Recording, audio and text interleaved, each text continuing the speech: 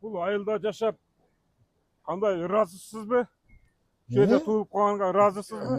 Razımın da ben. Atavala şunda yaşı öttü de şolardan emesini saktap durabız alığa çeyip. Ona cer mülüşümde ben şundan algam. Şol ataca çoğataların yerini ilişki aldı.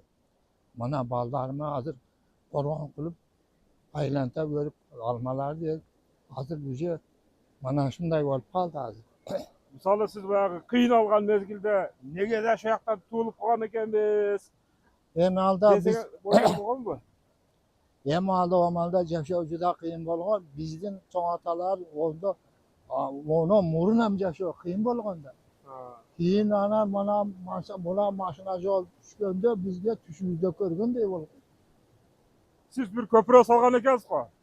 Ha men Jeti köprü saldım. Uhu! Mana Jaylowda mana Ulusuga barganda bu ýagda 2 köprü, mana Jaylowda 2 köprü, mana 2 yol, 3 yol saldım. O qançıp salat onu?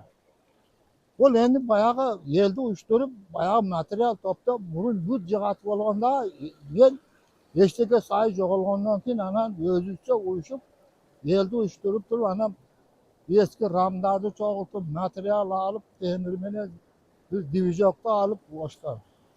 Şonu menen silerkelep el menen büt temir kılıp çıktık. Hazırda қызмат қылабы? He? Ana hazır bu şol köprüler hazır hizmet kılıyor.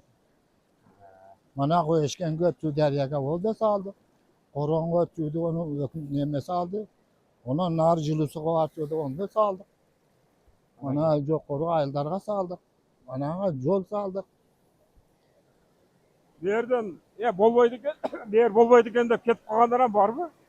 Endi köp ketip kaldı arça kabul geldi.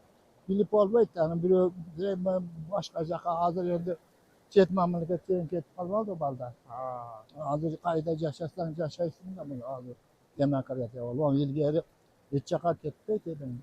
Mына siz ата-бабалар жасаған ешіктерді көрсеттіңіз, бұйымдар бар екен. Ошолордун да қарағанда нелер еске келет? Emin eski kendi şondağı yaşaydın özünün yöndömdülüğe jarasa büt şol asbaptardy özleri koldan gonda jasa. Ol munda hökümetde manatı ustalar hökümet mütüp çıgarıp bergen emes de jok bolganda. Şol büt kol önörçülük menen özleri yaşaýda turmuşdy özleri emek kılganda.